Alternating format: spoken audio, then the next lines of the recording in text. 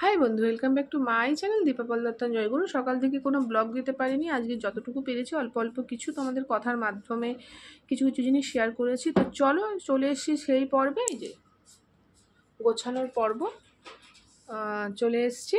তো চলো গুছিয়ে নিই। স্নান করে নাও। না পড়া হয়ে গেছে। স্নান করে নাও। জল ভরা হয়ে গেছে। জল ভরা হয়ে গেছে? হ্যাঁ চলো চলো চলো।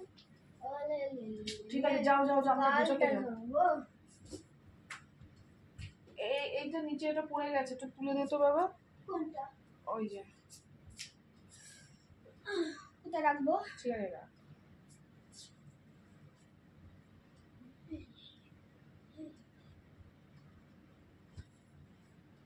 5 মিনিট বসে পড়ে উঠলাম, ঘন্টা করছে।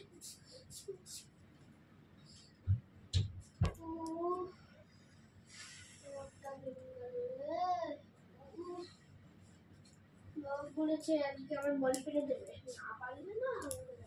প্রত্যেক দিনই কাঁচা হয়ে যায়, তোমরা জানো নানান জায়গায় প্রচুর বৃষ্টি হচ্ছে দুদিন ধরে, আর কালও হয়েছে, কিন্তু দুদিন ধরে সকাল দিকে একটু রোদ দিয়েছে, যার ফলে কি হয়েছে, রোজই তো জামা কাপড় কাচতে হয়।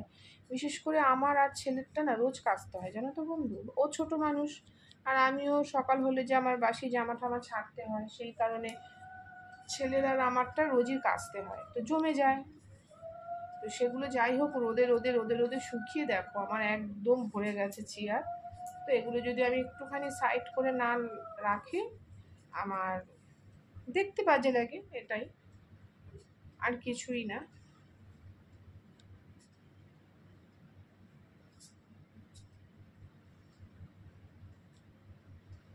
কি করা যাবে বলো, গরমের দিনে গরম পড়বে, বৃষ্টির দিনে বৃষ্টি পড়বে। দেখো মা, দেখো যাও যাও যাও, স্নানে যাও, ছেলেই পড়ে উঠলো, এখন স্কুলে পাঠাচ্ছে না। পড়া শেষই হচ্ছে না, এত পড়া দেয় না, কি বলবো। পরীক্ষা তো, এর জন্য স্কুলে পাঠাচ্ছি না। বাহ 6।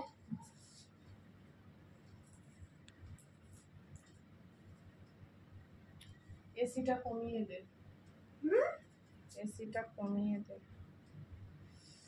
পিঠে শীত দ্বারা জ্বর এসছে না, শীত দ্বারা ব্যথা করছে।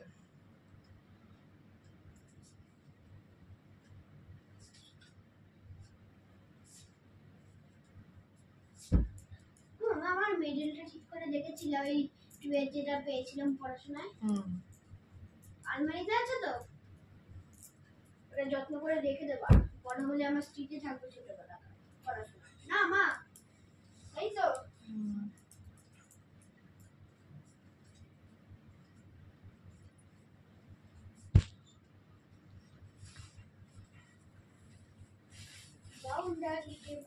আরে যা, সানে যা, প্রচুর জামা কাপড় বন্ধু।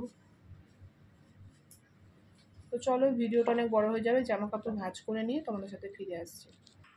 তো বন্ধু আমার কিন্তু গোছানো হয়ে গেছে, এই দেখো,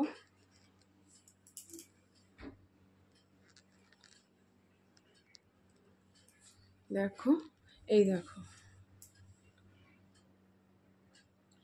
এবারে জায়গাগুলো জায়গায় রাখবো। তো তার মধ্যে জামা কাপড় গোছাতে গোছাতে একটা সুন্দর জিনিস দেখতে পেয়েছি, তোমাদের সাথে সেটা শেয়ার করা হয়নি। তো চলো তোমাদের সাথে সেটা শেয়ার করে দিই। জিনিসটা কি, এই দেখো,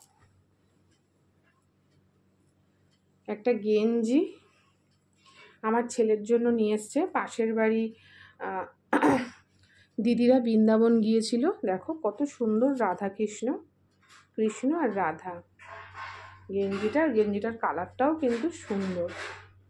তো ভাবলাম চলো তোমাদের সাথে, এত সুন্দর একটা কৃষ্ণ আর রাধার একটা রয়েছে, তো তোমাদের সাথে একটুখানি শেয়ার করি। তো ওরা বৃন্দাবন ঘুরতে গেছিলো, তো আমাদের নিজেদের মতনই, মানে কোনো কিছু রান্না বান্না করলে সে যাই হোক আমাদেরকে দেবে, এবং আমার ছেলের জন্য মানে খুব, আমার যা হয় সম্পর্কে আমার ছেলের জেঠি জেঠি বলে, তো জেঠির মতনই দেখে, মানে জেঠিদের যা কর্তব্য করার সেটা উনি ওনার ক্ষমতা অনুযায়ী করে।